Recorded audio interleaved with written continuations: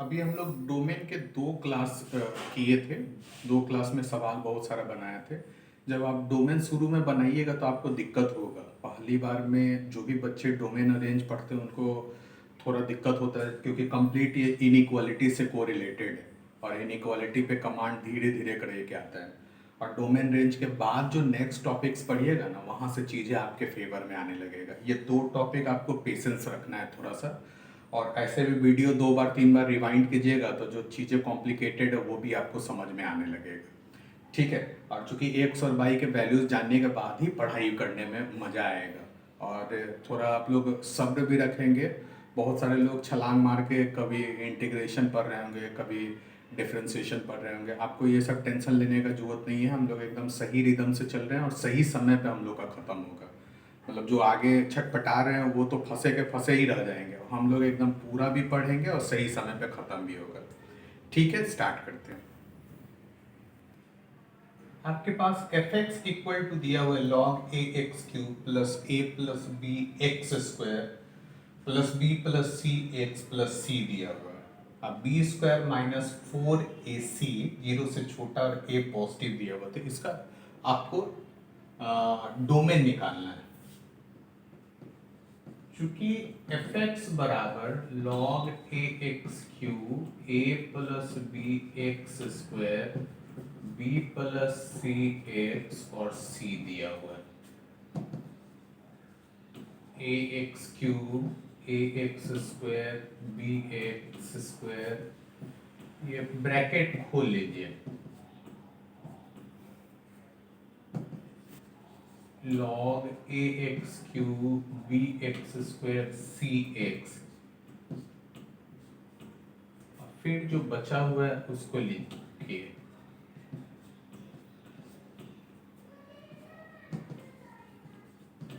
X common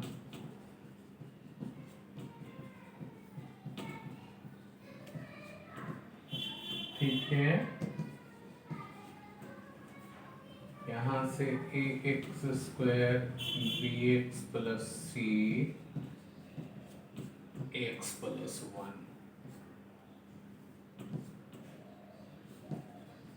F x.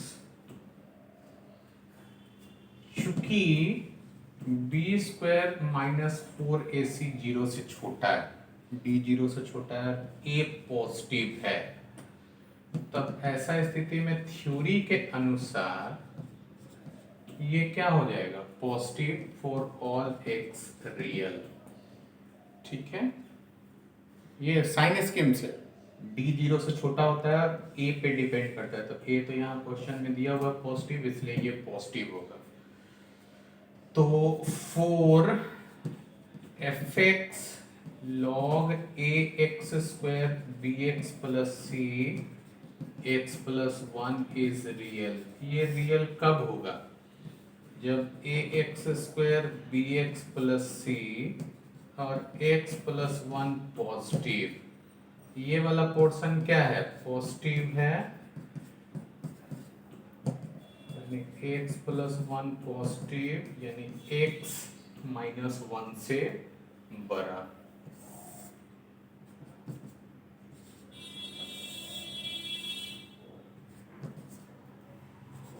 ठीक है, domain क्या होगा, -1 से इन्फिनिटी। ये वाला पोर्शन पॉजिटिव है और ये दो दो संख्याएं जो है ना उनका मल्टीपल जो है पॉजिटिव है, तो ये पॉजिटिव है तो ऑब्वियसली ये वाला पोर्शन पॉजिटिव होगा जो कि नीचे लिखे हैं। इसका मतलब x माइनस एक से बड़ा, इसका मतलब -1 से अनंत तक आप x का कोई भी मान भर सकते हैं, उसके लिए फंक्शन वैलिड होगा यानी रियल होगा। नोट कर लीजिए इसको। F x is equal to sine x minus 2 का ग्रेटेस्ट इंटीजर बटा एक्स माइनस 2 का greatest integer into x plus 3 का ग्रेटेस्ट इंटीजर, वेयर ये जो सैम्बल है वो इंटीग्रल पार्ट या ग्रेटेस्ट इंटीजर फंक्शन को दिखा रहा है, तो इसका डोमेन निकालना है। तो ये फंक्शन तो आपको सोचना ही नहीं है, क्योंकि साइन का वैल्यू कुछ भी आए, ठीक है, साइन का एंगल कुछ भी हो, माइनस अनंत से प्लस अनंत तक, सिर्फ रियल नंबर्स होना चाहिए, उसके लिए डिफाइंड होता है।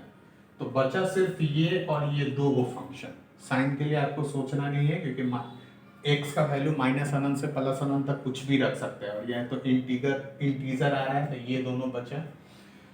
तो for real f x real कब होगा? जब x minus two is not equal to zero और x plus three is not equal to zero.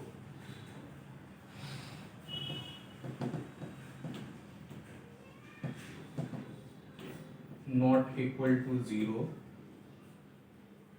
अगर x माइनस टू जीरो होता, तब ऐसा स्थिति में 0 से 1 के बीच में, 2 से 3 के बीच में,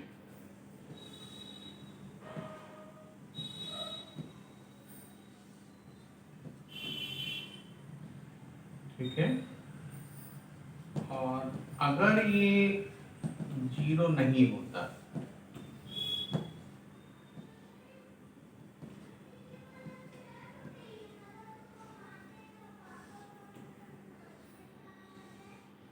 ठीक है, ये हो जाएगा। दूसरा है,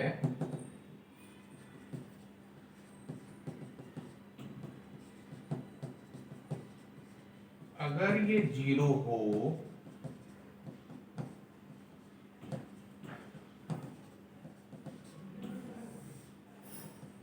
-3 से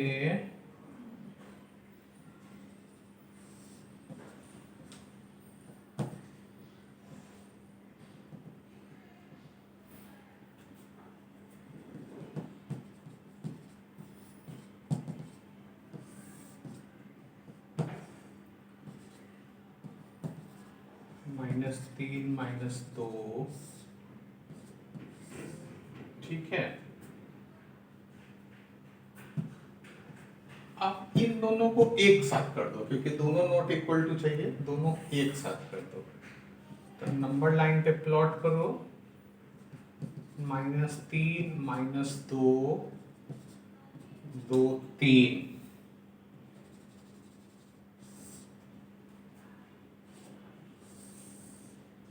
ठीक है।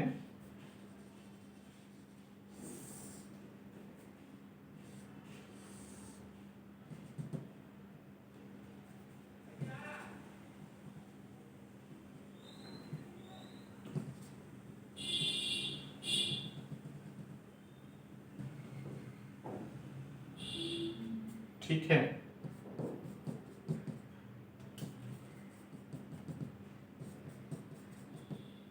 ये दोनों में कॉमन रीजन है,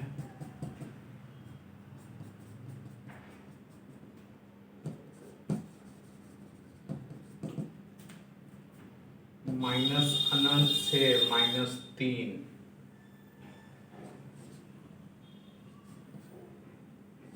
यूनियन -2 से 2, यूनियन 3 से अनंत। इस चीज को ऐसे भी लिख सकते हैं,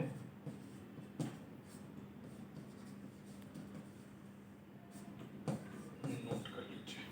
मतलब सबसे पहले हम ये दोनों ही, ये तो साइन के लिए तो कोई टेंशन ही नहीं था, क्योंकि उसका एंगल माइनस अनंत से प्लस अनंत तक कोई भी वैल्यू रियल वैल्यू के लिए डिफाइंड होता है। ये तो इंटीग्रल पार्ट है, इसलिए डिफाइंड है। ये और ये दो चीज चाहिए, x minus two is not equal to zero और x plus three is not equal to zero. इसको आगे बढ़ाएं, आगे बढ़ा करके इसको पहले इक्वल टू के लिए बनाया और उसके बाद फिर उल्टा कर दिया, उल्टा किए तो ये और ये दोनों हो गए, दोनों को एक साथ इकट्ठा कर दिए, और उसके बाद फिर जो कॉमन रीजन था वही डोमेन हो गया। नोट कर लीजिए इसको।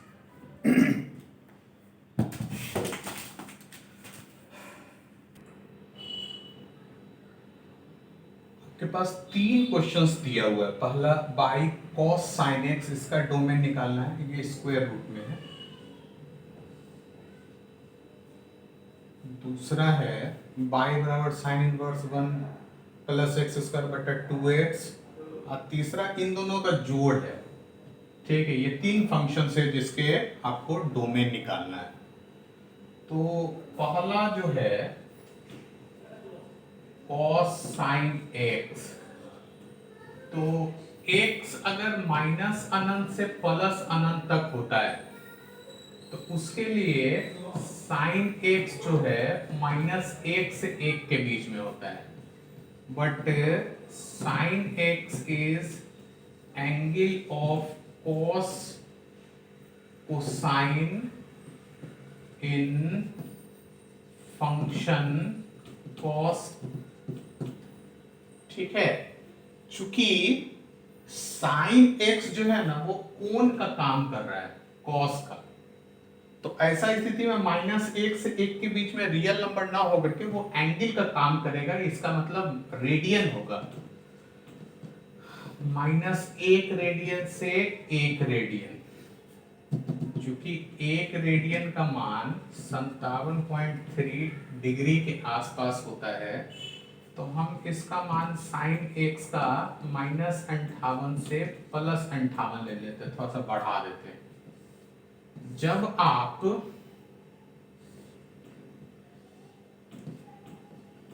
डिस्कस कीजिएगा क्वाड्रेंट में तो 58 डिग्री -58 डिग्री इसी के बीच में रहना है। ये फर्स्ट क्वाड्रेंट ये फोर्थ क्वाड्रेंट, दोनों में कॉस का वैल्यू क्या होता है, x के सभी वास्तविक मानों के लिए, क्योंकि सभी वास्तविक मानों के लिए -1 से 1 आया था।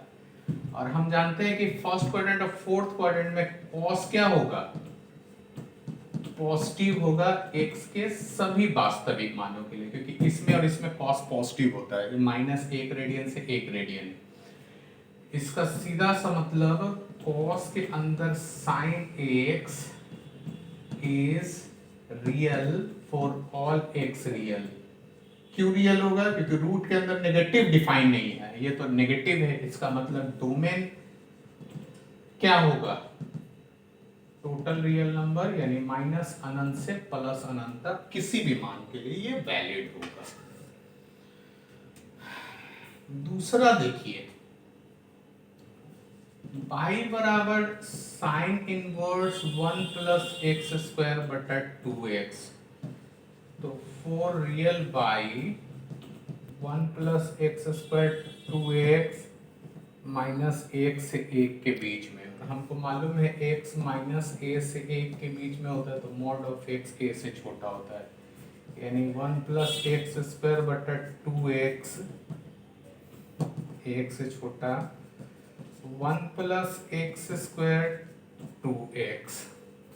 हम लोग जानते हैं कि x1 और x2 बराबर x1 प्लस x2 तभी होता है जब x1 and x2 are of same sign. अगर सेम साइन का होगा तो बराबर निकलेगा ये दोनों, नहीं तो लेस देन निकलता है। ये थ्योरी में आपको मॉडुलस के थ्योरी में बताया था। तो 1 तो प्लस है, अब एक्स स्क्वायर भी प्लस है, एक्स स्क्वायर एक परफेक्ट स्क्वायर है जिसके कारण प्लस है।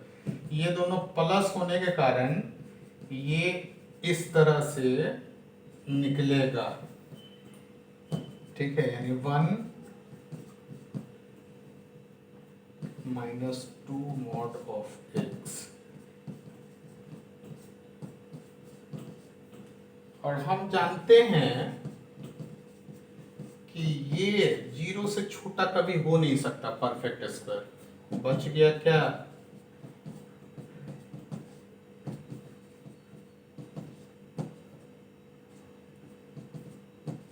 x का मान प्लस माइनस 1, यानी डोमेन क्या हो जाएगा, -1 से +1। बात समझ गए आप लोग।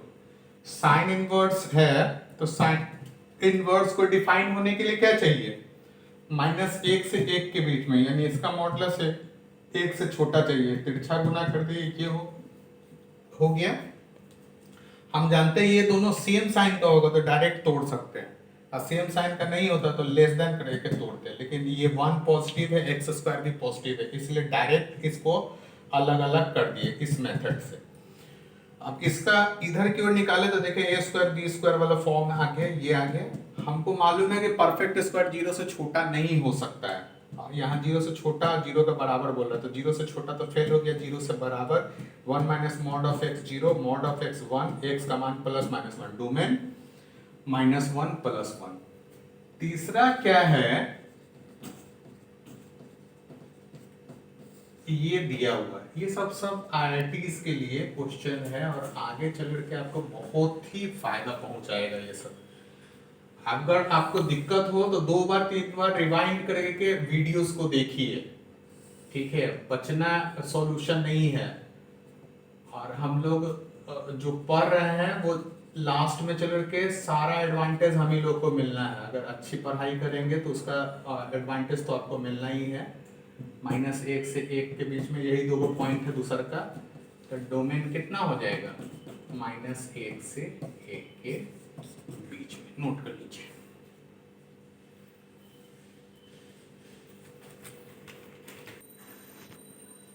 fx equal to cos inverse 2x² - 3 और ये GIF है, ग्रेटेस्ट इंटीजर दिया हुआ।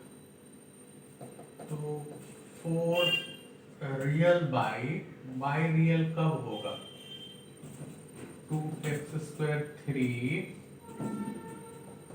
-1 से 1 के बीच में,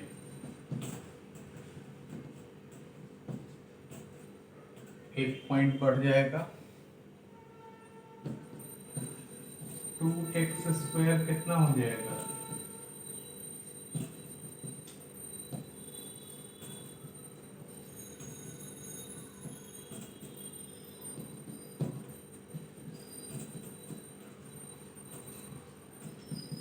पाँच बटा दो।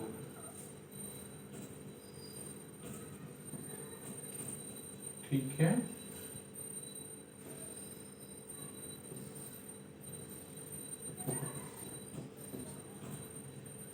ये वाला देखो, ये इनइक्वालिटी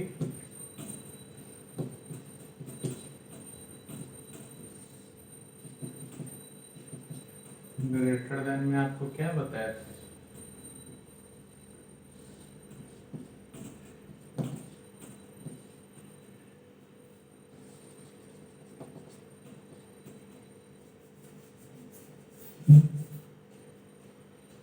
ये कितना हो जाएगा, x² 5/2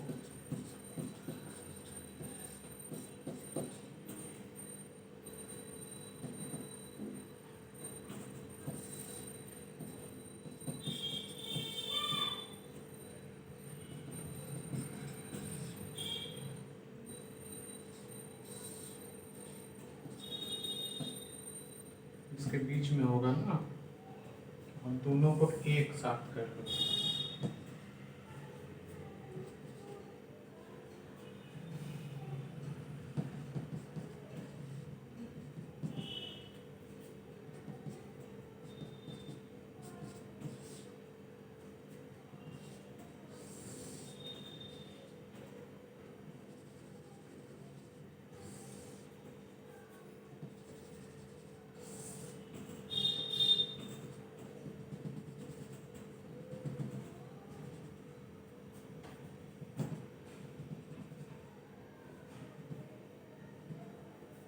डोमेन क्या होगा,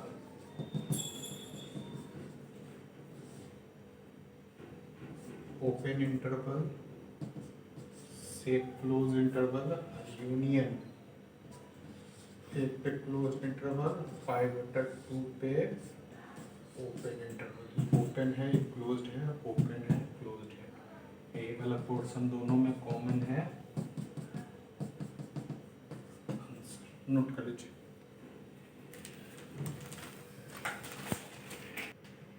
y equal to 1 minus greatest integer x बटा 2 minus greatest integer x root under where greatest integer x is, ये जो है इंटीग्रल पार्ट ऑफ x है, ग्रेटेस्ट इंटीजर x दिया हुआ।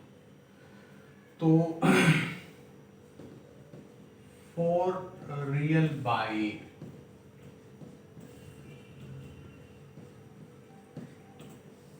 ठीक है, अगर ये रहता है, रफ कर लीजिए, तो ऐसा स्थिति में साइन स्कीम से आपको बताए थे 1 और 2, जहाँ 2 वाला नीचे का रूट है ओपन कर दिए, और 1 minus 0 2 minus 0 positive, positive negative positive, ठीक है। यानी कि x का मान माइनस अनंत से 1 तक, x का मान 2 से अनंत तक। उसी तरीके से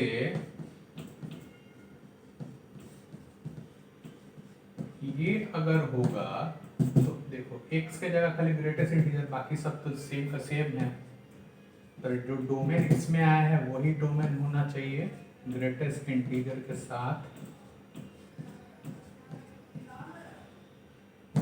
इसका सीधा सा मतलब माइनस अनंत से 2 तक। अब इधर ग्रेटेस्ट इंटीजर का इनइक्वालिटी तोड़िए, 3 से अनंत तक, 1 पॉइंट अधिक हो जाएगा। अभी दोनों को एक साथ कर दीजिए, 2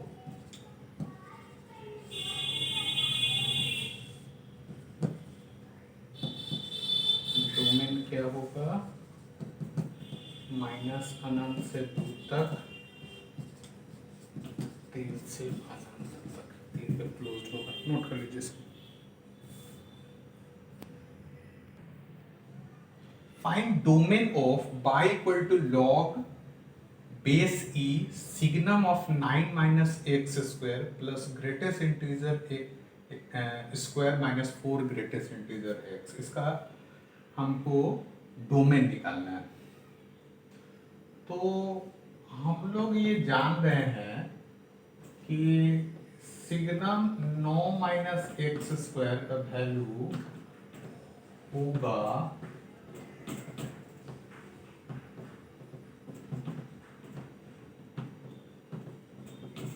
ये, क्योंकि ये जो सिग्नम के अंदर जो फंक्शन है, अगर प्लस रहेगा तो 1, 0 रहेगा 0, नेगेटिव पे -1।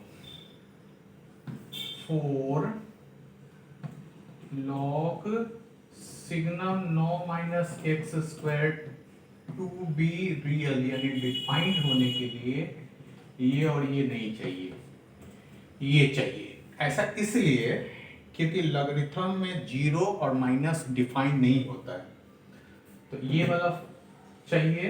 इसका सीधा सा मतलब 9 माइनस एक्स स्क्वायर पॉजिटिव, यानी एक्स स्क्वायर 9 से छोटा, एक्स स्क्वायर यानी कि -3 से 3, ये मान होना चाहिए, ठीक है। Also for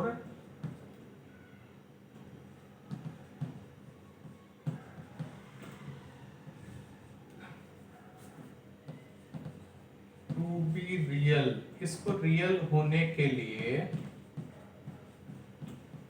0 से बड़ा या बराबर कोरेस्पॉन्डिंग इक्वेशन, अगर x के टर्म में, इसको रफ में हम सॉल्व कर रहे हैं, अगर ऐसा रहता है 0 और 4, एक्स स्क्वायर का कोफिशिएंट पॉजिटिव है ना, पॉजिटिव पॉजिटिव नेगेटिव, ठीक है। यानी x का मान माइनस अनंत से 0 और x का मान 4 से अनंत तक। तो वही चीज अगर इधर करेंगे तो 0 और 4,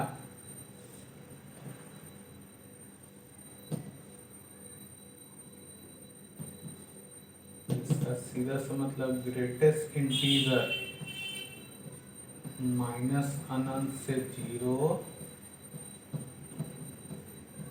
4 से अनंत, x माइनस अनंत से 1, 4 से अनंत, ठीक है। इसको हम लोग क्या लिख सकते हैं, 1, 4,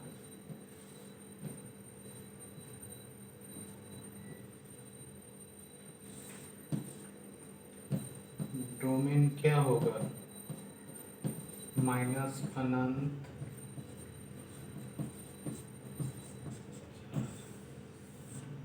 नोट।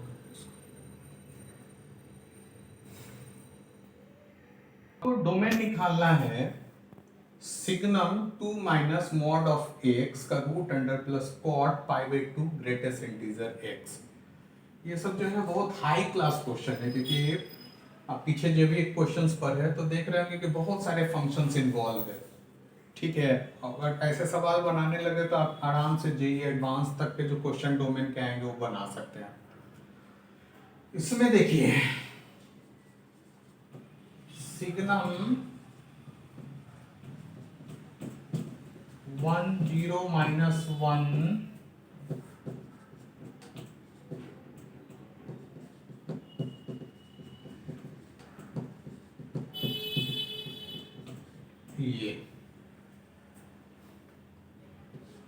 ये तो है नहीं, इसलिए कि स्क्वायर रूट डिफाइंड होने के लिए फॉर डिफाइनिंग इसको डिफाइन होने के लिए ये दोनों चाहिए, रूट के अंदर जीरो या पॉजिटिव चाहिए। इसका मतलब 2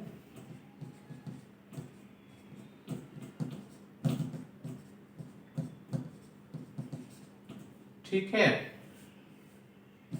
एक मान लीजिए। दूसरा क्वेश्चन में देखिए ग्रेटेस्ट इंटीजर लगा हुआ है, तो इसके बीच का अगर ग्रेटेस्ट इंटीजर हम निकाले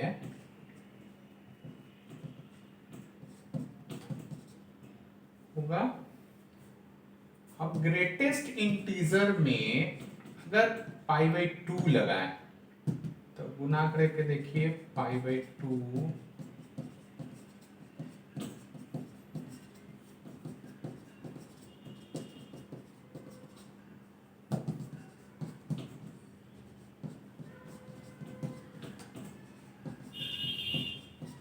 ठीक है। बाई बराबर अगर कॉटेक्स रहता है तो आपको थ्योरी याद होगा,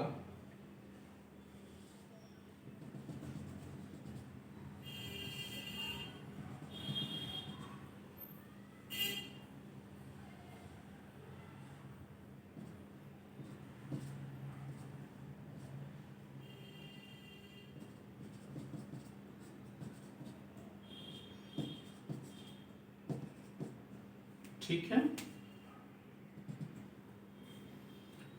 माइनस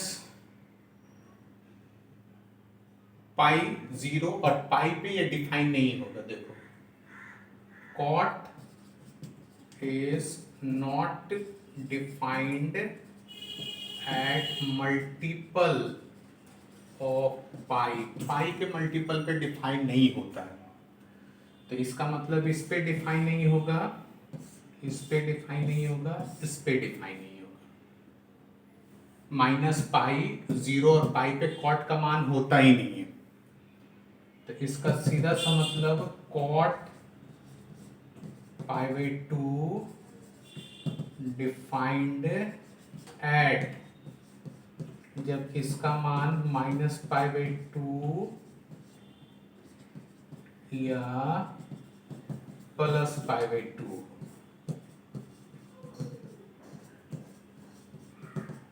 ठीक है, x का मान कितना हो जाएगा, -1 से 0, 1 से 2। ठीक है, तो डोमेन यही हो जाएगा -1 से 0, 1 से 2। ऐसा इसलिए हुआ कि सबसे पहले हम इस फंक्शन को डिफाइन किए, तो हम देखे इसमें सिग्नम मॉड रूट 3 को फंक्शन लगा हुआ था। तो सिग्नम फंक्शन से हम स्टार्ट किए, क्योंकि सिग्नम फंक्शन को हम थ्योरी में बताए थे 1 0 -1 होता है। जब ये वाला अंदर सिग्नम के अंदर जो फंक्शन होता है वो पॉजिटिव होता है तो 1, 0 होता है तो 0, नेगेटिव होता है तो -1। लेकिन चूंकि वो स्क्वायर रूट के अंदर है तो इसलिए -1 वाला कैंसिल हो जाएगा, 0 और पॉजिटिव वाला रह जाएगा। इसलिए इस फंक्शन को डिफाइन करने के लिए या तो ये 0 होना चाहिए, 0 से बड़ा होना चाहिए, यानी कि x का मान -2 से 2 के बीच में होना चाहिए। जब ग्रेटेस्ट इंटीजर लगाएंगे तो -2 -1 0 1 2 पाई बाई 2 अगर इसमें लगाएंगे तो आपके पास इसका मान हो जाएगा -पाई/2 0 π/2 और पाई, जबकि -पाई 0 और पाई पे कॉट डिफाइंड ही नहीं होता है। सिर्फ कॉट किस पे डिफाइंड होगा, -पाई/2 पे 0 वैल्यू आ जाता है, तब +पाई/2 पे 0, -पाई 0 और +पाई पे माइनस अनंत या प्लस अनंत आता है, जो कि हम चित्र में आपको दिखा दिए हैं। तो इसका सीधा सा मतलब है कि ग्रेटेस्ट इंटीजर का मान कौन कौन -1 और 1 रहेगा ना, तभी ये डिफाइंड हो सकेगा, क्योंकि इसमें ये 4 मान तो इसके लिए हैं ही इतना दूर तक, इसको डिफाइन करने के बाद ही उस मान को अप्लाई किए हैं। इसका मतलब इन मानों पे ये तो फंक्शन डिफाइंड है ही, अब हमको दूसरा का फंक्शन देखना है। तो दूसरा फंक्शन -1 और 1 पे डिफाइंड है। अब इसको हम इनइक्वालिटीज तोड़ लिए तो हमको लगा -1 से 0 और 1 से 2, -1 पे क्लोज्ड इंटरवल, 0 पे ओपन, उसी तरीके से इसमें। अब ये दोनों में जो है ना, दोनों फंक्शन डिफाइंड है। हम पहले इस फंक्शन को डिफाइन करके फिर दूसरा फंक्शन को उसमें अप्लाई किए, अलग अलग नहीं सोचे, क्योंकि ये थोड़ा कॉम्प्लिकेटेड फंक्शन था। तो हम इस फंक्शन में देख लिए कि 5 को वैल्यूज आ रहा है, उस 5 वैल्यू को डायरेक्ट इसमें अप्लाई कर दिए कि कौन फंक्शन आता है कौन फंक्शन फंसता है। तो मेरे पास दो ही वो वैल्यूज था, -1 और 1, जिसपे वो बच रहा था, बाकी सब पे फंस रहा था, इसलिए उसको हटा करके उन दोनों वैल्यूज को सॉल्व कर दिया। और ये पांचों मान तो उसके लिए था ही, तो ये दोनों मान पे भी वो डिफाइंड होगा, यानी कि टोटल इस पे दोनों फंक्शन डिफाइंड हो जाएगा। नोट कर लीजिए, इसे लिखा हुआ y बराबर cos inverse log greatest integer x और मॉड ऑफ x बटा x कोफिशिएंट है, स्क्वायर रूट पूरा दिया हुआ है। तो हम फंक्शन तो कुछ भी लिख सकते हैं, लेकिन आखिर वो किन मानों के लिए फंक्शन वैलिड होगा, हमको ये पता करना है कि आखिर हम ये लिख तो दिए, लेकिन किसके लिए ये संभव है। तो देखिए हम सोच रहे हैं क्या, x माइनस अनंत से प्लस अनंत अगर होगा तो ग्रेटेस्ट इंटीजर तो गिनती का संख्या है, तो ये गिनती का संख्या ये हो जाएगा, ठीक है। चूंकि for defining base of log के बेस को डिफाइन करने के लिए ये बेस, यही ना ग्रेटेस्ट इंटीजर है, एक नहीं होना चाहिए, पॉजिटिव होना चाहिए। तो ये नेगेटिव तो ऐसे ही खत्म, 0 भी ऐसे ही खत्म, 1 भी ऐसे ही खत्म, ठीक है, क्योंकि हमको 0 से ज्यादा चाहिए, 1 नहीं चाहिए। तो इसका मतलब ग्रेटेस्ट इंटीजर 2 3 4, यानी ग्रेटेस्ट इंटीजर 2 से बड़ा या बराबर है, यानी कि 2 से बड़ा या बराबर है। हमको मालूम है कि मॉड ऑफ x बटा x, ग्राफ में भी देखिए x पॉजिटिव के लिए पॉजिटिव निकलेगा, x बटा x 1 हो जाएगा, -x बटा x -1 होगा, if x positive if x negative, ठीक है। ये वाला पूरा पोर्शन क्या है, पॉजिटिव है, और अभी आपको देखा है पॉजिटिव के लिए +1, यानी मॉड ऑफ x बटा x +1 होगा x 2 से अनंत तक। और ऐसा स्थिति में ग्रेटेस्ट इंटीजर बटा x क्या हो जाएगा, 0। क्यों, बेस अगर 2, ये वाला वैल्यू 1 0, अगर बेस 3 और ये तब भी 0, अगर 4 और 1 तब भी 0, हर स्थिति में 0 होता है। तो 0 अगर है इस मान के लिए, तो ग्रेटेस्ट इंटीजर x बटा x भी 0, और cos इनवर्स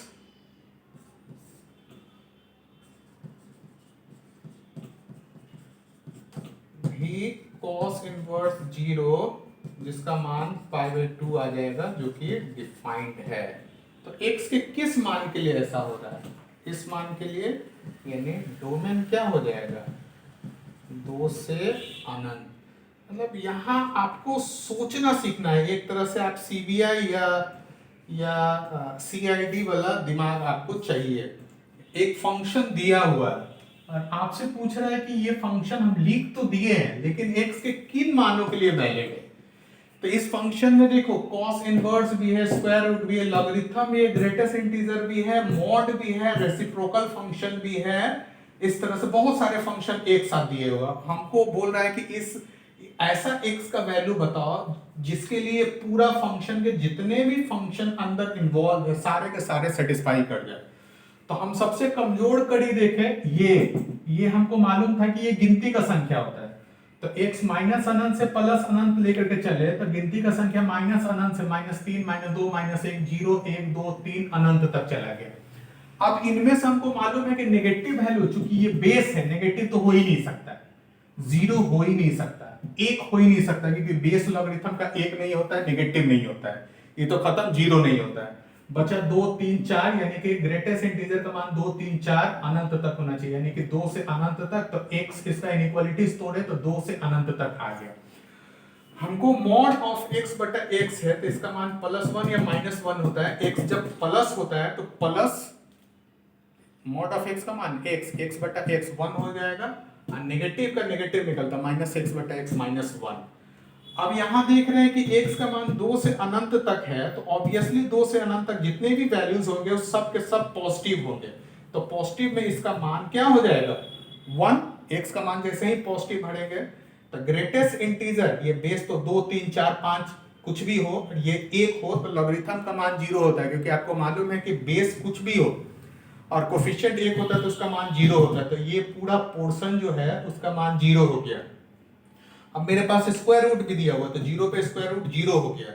अब कॉस इनवर्स दिया हुआ तो ये पोर्शन तो 0 है, इसका मतलब कॉस इनवर्स 0 है। कॉस इनवर्स 0 का मान π/2 होता है जो कि रियल है।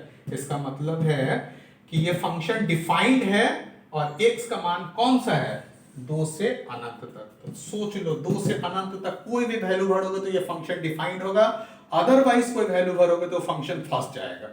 तो एक तरह से समझो कि डिटेक्टिव वाला तुमको दिमाग चाहिए, क्योंकि इसमें जितने भी फंक्शन 10 गो 8 गो 7 गो जितना भी फंक्शन है इन्वॉल्व, उस सारे फंक्शन के बारे में सोचना है। उसमें से एक फंक्शन भी अगर डिसैटिस्फाइड हो गया तो वो फंक्शन फंस जाएगा। तो आमतौर पे टीचर या स्टूडेंट कोई फंक्शन लिख देते हैं, किताब में भी लिखा रहता है, लेकिन वो फंक्शन सही है या गलत है, यानी कि वो रिलेशन को हम लिख सकते हैं या नहीं लिख सकते हैं, ये पूरी तरह से डोमेन पे डिपेंड करता है। यानी कि ये फंक्शन सही है जब x का मान 2 से अनंत तक है। अधिकतर बार देखिएगा अच्छा किताब में साइड में ऐसा लिखा रहता है, तो वो फंक्शन को वैलिड बनाने के लिए लिखा रहता है, ठीक है, वही डोमेन है। और यही मैथमेटिक्स का सबसे बड़ा, जैसे जड़ जिसको बोलते हैं ना, वही जड़ है, ठीक है, नोट कर लो। Find domain of y equal to log base में फ्रैक्शन x स्क्वायर और 3x minus x square coefficient में। देखिए अनंत तरह का फंक्शन होता है, अनंत फंक्शन लिख सकते हैं, और हर फंक्शन का अपना डोमेन रेंज होता है। तो जब आप शुरू में बनाएंगे ना तो डोमेन और रेंज में कंफ्यूजन डाउट्स वगैरह रहेगा ही, थोड़ा आप स्थिर होकर के बनाइएगा, डाउट को भी साइड टिक आउट कर लीजिएगा। धीरे धीरे आप आगे की ओर बढ़िएगा तो उन डाउट्स के सवाल आपको सवाल में ही उन डॉट का जो जितना भी स्पेसिफिक आंसर होना चाहिए वो सवाल में ही आगे आपको मिल जाएगा। आपको हड़बड़ाने का जरूरत नहीं है। शुरू में डोमेन और रेंज पढ़ने में बहुत सारे डाउट्स रह जाते हैं, क्योंकि एक नया तरह का चीज़ है ना। तो जब आप नई तरह का चीज़ बनाते हैं तो आपके अंदर बहुत सारे क्यूरीज रह ही जाते हैं, तो वो सारे धीरे धीरे करके सॉर्ट आउट हो जाएंगे। थोड़ा आपको सब्र रखना पड़ेगा। अब जैसे इस फंक्शन को देखिए, ये हमको पॉजिटिव चाहिए क्योंकि कोफिशिएंट है। अब पॉजिटिव कब होगा 0 से 3 के बीच में, x square negative negative positive, इसका मतलब x का मान 0 से 3 के बीच में, ठीक है। एक्स स्क्वायर कितना हो जाएगा 0 से 9 के बीच में, तो एक्स स्क्वायर का इस दौरान 1 2 3 4 5 6 7 8 ये वैल्यूज हो जाएगा, ठीक है, जो कि सॉरी एक्स स्क्वायर है, ये नहीं होना चाहिए। क्यों? क्योंकि एक्स स्क्वायर जैसे ही इंटीजर होगा ना तो उसका फ्रैक्शन का मान 0 हो जाएगा। ये थ्योरी में आपको बताया थे कि अगर x जो है, आपको थ्योरी में बताए थे कि x का मान 0 जब x इंटीजर हो जाए। तो एक्स स्क्वायर 0 से 9 के बीच में है, तो एक्स स्क्वायर 1 2 3 4 ये सब इंटीजर है, ये होना ही नहीं चाहिए। तो x का मान इस बिंदु पे 0 हो जा रहा है, इस 0 नहीं होना चाहिए। x का मान 1 √2 √3 2 √5 √6 √7 √8 होना ही नहीं चाहिए, ठीक है, क्योंकि इन वैल्यूज पे एक्स स्क्वायर का मान 0 आ रहा है। नेगेटिव वाला इसका इसलिए नहीं लेना है कि एक्स का मान 0 से 3 के बीच में है। तो डोमेन क्या हो जाना चाहिए, डोमेन 0 से 3 के बीच में कोई भी वैल्यू भरो, सिर्फ इन वैल्यूज को छोड़ के। कौन कौन, हालांकि किताब में इसका आंसर थोड़ा कम दिया हुआ है, 2 ही तक दिया है, लेकिन ये सब होना चाहिए आंसर। बात आप समझे। सबसे पहले इसको हमको डिफाइन करना है, इसको डिफाइन किए, पॉजिटिव नेगेटिव नेगेटिव पॉजिटिव 0 से 3 के बीच में।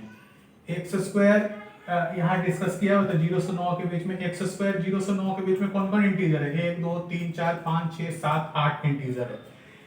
इन मानों पे इसका मान 0 होगा क्योंकि ये इंटीजर है, कंप्लीट इंटीजर का ग्रेटेस्ट इंटीजर का मान 0 हो जाता है। और लॉगरिथम में आपको पता है, जैसे ही लॉग आप डिस्कस करते हैं ना, तो आपको पता है ये 1 नहीं होना चाहिए, ये पॉजिटिव होना चाहिए और x भी पॉजिटिव होना चाहिए, ये थ्योरी है। तो हमको मालूम है कि ये 0 आ रहा है इन बिंदुओं पे, तो 0 तो डिफाइंड ही नहीं है, ठीक है, 0 से बड़ा होना चाहिए, इसलिए हमको 0 छोड़ना होगा। इसका मान 1 नहीं होगा क्योंकि फ्रैक्शन ऑफ x 0 से 1 के बीच में होता है, तो इन बिंदुओं को हमको छोड़ना पड़ेगा। तो 0 से 3 के बीच में हर जगह वो पॉजिटिव आ रहा है, तो वो तो वैल्यू रखेंगे, लेकिन इन बिंदुओं को हम छोड़ देंगे क्योंकि इन पे ग्रेटेस्ट इंटीजर का मान 0 आ रहा है, फ्रैक्शन का मान। अब फ्रैक्शन का मान अगर 0 आ रहा है तो वो लॉगरिथम डिफाइन नहीं होगा, इसलिए हम उसको छोड़ दिए। नोट कर लीजिए इसको। The function fx defined in 0 से 1, find domain of function y equal to f sin ax, y equal to f 2x plus 3, y equal to 3x square, y equal to f tan x। ये हमको define करना है। चूंकि question देखिए, y बराबर fx is defined in 0 से 1, इसका मतलब क्या हुआ कि ये इसका डोमेन हुआ, इसका सीधा सा मतलब है x 0 से 1 के बीच में। पहला है y बराबर f sin x डिफाइंड, यहां देखिए f x के जगह जो भी मान रखे इसी डोमेन में आपको रखना पड़ेगा। देखो f x था, x के जगह sin x रखे, तो sin x 0 से 1 के बीच में, मतलब x के जगह sin x है तो ये sin x रख दिए। अब ये वैल्यू सेम का सेम रखेंगे, उसके बाद इसको सॉल्व करने का कोशिश करेंगे। तो हमको मालूम है, देखो यहाँ चूक क्या हो जाता है इनइक्वालिटीज का थ्योरी में, कि अगर आप साइड साइड से सॉल्व करेंगे तो 0 और इस पे आपको π/2 नजर आएगा और आप लिखेंगे 0 से π/2, लेकिन अगर आप चित्र ध्यान से देखेंगे तो आपको लगेगा कि 0 से π/2 के बीच में, 0 से 1 के बीच में, π/2 से पाई के बीच में भी देखो वैल्यू 0 से 1 के बीच में है। इसका सीधा सा मतलब है कि x का मान 0 से पाई के बीच में होगा। आमतौर पे जो हल्का फुल्का पढ़ता है ना वो π/2 लिख ही देंगे, इसलिए π/2 लिखेंगे कि ग्राफ उनको आता नहीं है, डायरेक्ट लिखेंगे किनारा वाला वैल्यू से, sin 0 पे 0 और sin π/2 पे 1, तो sin सबका हटा देंगे 0 से π/2। जबकि चित्र जिनको आता है उनको क्या एडवांटेज है, चित्र लिखे तो आपको ये चित्र में साफ दिख रहा है, ये 0 से 1 का बॉक्स बना हुआ है और उसी में पूरा पाई तक है वैल्यू, 0 से π/2 तक वैल्यू 1 तक पहुंचा। अब उसके बाद π/2 से पाई तक वैल्यू फिर घट करके फिर 0 तक आया, यानी कि ये पूरा पोर्शन का वैल्यू 0 से 1 के बीच में है। तो अगर कोई लिखता है 0 से π/2 तक तो वहीं पे गलत हो जाता है, उसको लिखना चाहिए 0 से पाई। अब इसको जनरलाइज करने के लिए आपको 2n पाई जोड़ना चाहिए, जोड़ दिए, ठीक है, जहां n इंटीजर। तो अगर आप डोमेन लिखेंगे तो x is such that x is between 2n pi से 2n plus 1 pi where n is integer. उसके बाद फिर दूसरा वाला जो है y बराबर f 2x plus 3 to defined, ये डिफाइंड होने के लिए क्या चाहिए, ये 2x प्लस 3 है, 2x प्लस 3 0 से 1 के बीच में होना चाहिए। 2x माइनस 3 माइनस 2 माइनस 3/2 से माइनस 1, डोमेन क्या हो जाएगा -3/2 से -1। तीसरा f3x², तो 3x² 0 से 1 के बीच में 1x²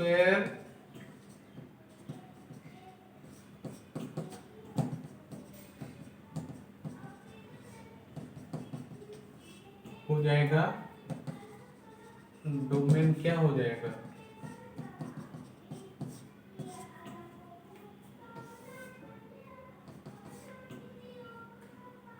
y बराबर f tan x है, तो tan x 0, मतलब ओरिजिनल फंक्शन का देखिएगा x कहां से कहां तक है, और f के जगह जो भी वैल्यू रखिएगा ना तो उसी इंटरवल में रखिएगा।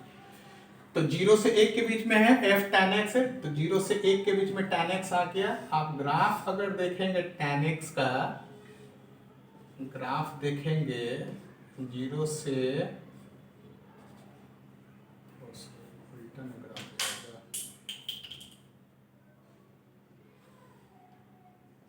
π/2, ठीक है, π/4 पे 1 जाएगा, यानी x का मान कहां से कहां तक है, 0 से π/4। चूंकि tan का फंक्शन है, tan को जनरलाइज करने के लिए n पाई चाहिए क्योंकि पाई का पीरियोडिक होता है, इसलिए n pi plus 0 n pi plus π/4 जहां n इंटीजर, ठीक है। इसको डोमेन के टर्म में लिख लेंगे, नोट कर लीजिए इसको।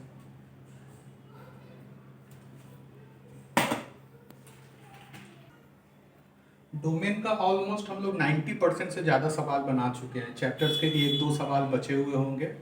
और डोमेन जो है ना वो कभी अंत नहीं होना है, क्योंकि जब भी आप नया फंक्शन डिफाइन करेंगे तो उसका अपना डोमेन और रेंज होगा ही। और रेंज जो होता है ना वो दोहरी प्रक्रिया होता है, क्योंकि रेंज निकालने के लिए डोमेन निकालना जरूरी होता है, क्योंकि x का वैल्यू रहेगा तभी y का वैल्यू निकलेगा। तो अगर एक आध दो को क्वेश्चन बचा भी होगा ना तो हम जब रेंज पढ़ाएंगे ना, नेक्स्ट क्लास से रेंज ही पढ़ाएंगे, तो उसमें आपको वो डोमेन के क्वेश्चंस बना देंगे। हमको लगता है 2 से 3 क्वेश्चन ही छूटा हुआ होगा, वो आपको रेंज में ही बता देंगे, क्योंकि नेक्स्ट क्लास में हम रेंज का थ्योरीज बताएंगे। आपका मेन काम रहा इनइक्वालिटीज ढंग से पढ़ना, और डोमेन के 3-4 लेक्चर जो सवाल सॉल्व किए हैं वो सारा सवाल दोबारा बनाइएगा, वीडियो जो है रिवाइंड करके 2 बार 3 बार 4 बार देखिएगा। आपको x के वैल्यू समझ में आ जाएंगे और ये मोटो समझ में आ जाएगा कि आखिर डोमेन है क्या। डोमेन वास्तविकता में x का लिमिटेशन डिफाइन करता है। जैसे हम आम तौर पे जब तक डोमेन नहीं जानते हैं या रेंज नहीं जानते हैं तो किसी भी फंक्शन को जब मन चाहा तब जैसे तैसे लिख देते हैं, लेकिन वो फंक्शंस की अपनी लिमिटेशंस होता है। वो फंक्शन डिफाइंड होगा या नहीं होगा इस बात पे डिपेंड करेगा कि वो जितने भी फंक्शंस उसमें इन्वॉल्व है वो एक्स के किन किन मानों के लिए वो सत्य हो रहे हैं या रियल हो रहे हैं। तो उन्हीं वैल्यूज़ के लिए उसी को हम लोग उन्हीं वैल्यूज़ का जो सेट होता है उसी को हम लोग डोमेन कहते हैं। तो आप देखेंगे ऑलमोस्ट जितने भी सवाल होंगे वो सारे सवाल में हम एक्स पे ही जोड़ किए, एक्स के का जो वैल्यूज़ है उसी को हम डिफाइन किए। अब हम लोग नेक्स्ट क्लास से वाई के वैल्यूज़ को डिफाइन करेंगे और वो और भी चैलेंजिंग होगा। डोमेन रेंज समझ जाएंगे उसके बाद फिर चीज़ें आपके लिए बहुत आसान हो जाएगा। और सबसे हास्यास्पद बात क्या है कि डोमेन आपको 11th में पढ़ना था। आप अभी डोमेन बनाए होंगे 3-4 क्लास, तो आपको समझ में आया होगा कि 11th के बच्चे इसको पढ़ ही नहीं सकते हैं। डोमेन अरेंज दोनों 11 में दिया हुआ है, तो उसके बाद के टॉपिक 12th में दिए हुए हैं। ठीक है, नेक्स्ट क्लास में मिलते हैं।